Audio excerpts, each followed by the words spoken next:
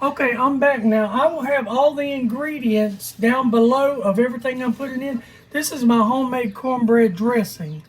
First of all, I got my dressing pan I'm going to use here. And I may have to put some in another pan. I may have made too much because it's one of those things you can't judge by. But the first thing I want to do is I want to do just as I do baking any other thing. I want to like you're baking biscuits or cornbread or anything, you want to oil up your pan. So, I'm going to oil it fairly decent. Now this will probably bake an hour and a half maybe. So it depends. You'll be able to tell, and it's not going to be firm. It's still going to be made a little bit jiggly till you take it out and let it cool for about 20 minutes. Now, as I said before, I will have everything below that I have in here. Let me see. Now, I put 2 different kinds of eggs in mine. I have 5 boiled eggs right here that I've hard boiled. In here, I have 2 cake pans of cornmeal mix that I baked last night. Cornbread, 2 pounds of cornbread, and about 8 slices of toast that I lightly toasted and chopped up. Now to them, I'm just going to dice up these boiled eggs. Doesn't have to be perfect, doesn't have to be beautiful, just it's all going to come together in the end.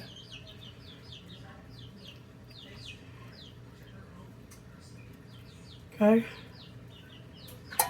I was going to dice these off camera, but I said no, I'm just going to do everything all together so y'all can see. It'll be quite a long video maybe, I don't know. We'll see how fast I can work. We shall see. So, and like I said, it doesn't matter. And I'll have all the ingredients of every single thing I'm putting in here in there. Y'all hear the babies? They're active this morning. I gave them some rice. They were excited about that. Now, put that in there. Now, I have 4 raw eggs that I'm going to beat. Remember, this is cornbread dressing, homemade cornbread dressing, so it's the exact same as if you made dressing at home. I mean, cornbread, you add raw eggs. I'm sorry, lately my mind is not working correctly, but I want to mix all this together, and I do apologize. Over here I boiled my turkey innards, and I boiled some boneless chicken breast I had and cut up. I got a whole full cup of celery, a full cup of raw onions, and a full bell pepper in here.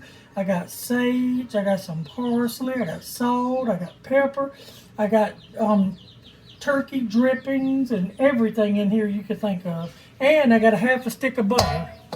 Now, since I've added my seasonings to this, and this is seasoned, I have my seasonings over here on standby because we're going to taste this as we go along, but I want to get this all crushed and pushed together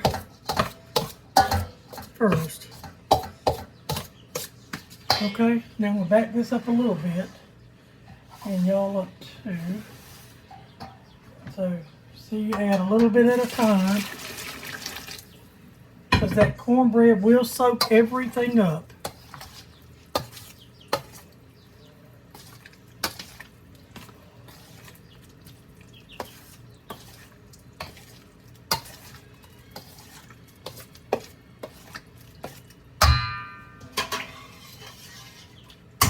I think I want to get some of the stuff in the bottom. I'll pour this up because I could save this if I just want to do one pan. I think I do. See all my chicken and stuff in the bottom? I sort of want to get it on in there. Let's see.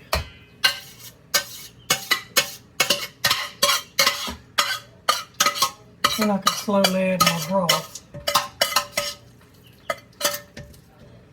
Because if you let this cool really good, this chicken broth and stuff will really freeze really good.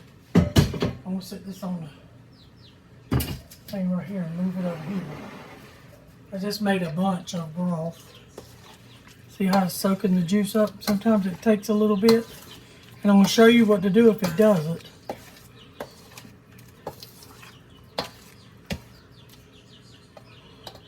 The gizzard I didn't want in there. I boiled all the innards in there. And at this point is where you're going to taste for seasoning and everything.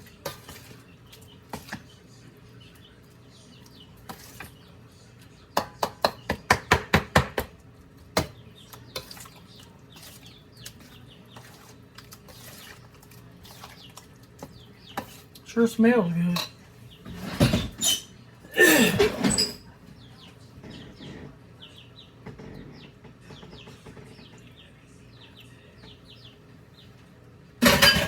Need some sage, I can tell you that.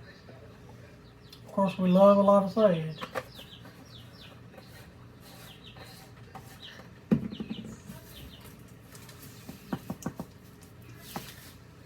Now, again, this is nothing you can do an exact science on.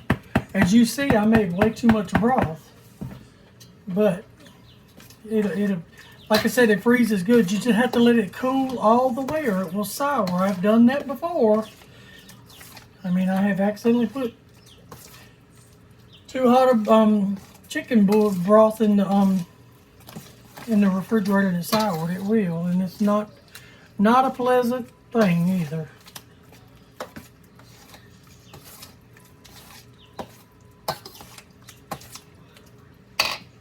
We don't have anyone coming, so a small pan of dressing will do us.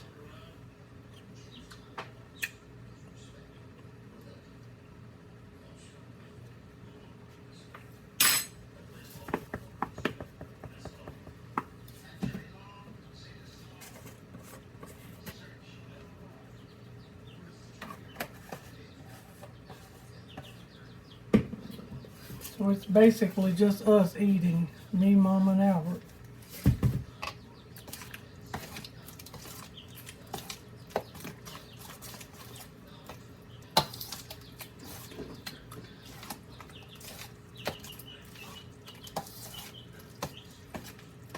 All right, let's see where we're at now.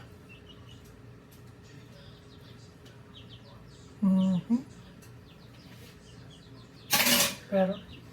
I think we could use a little more liquid because it's going to bake off.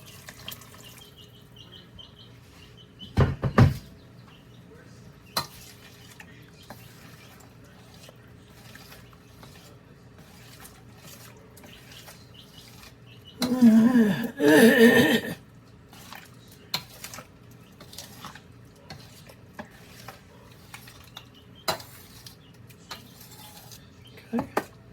And as I said, I will have the basic ingredients to do this down below, but I can't do precise measurements because it's hard to do an exact measurement on sage and black pepper and chicken bouillon and stuff because that's pretty much up to your taste.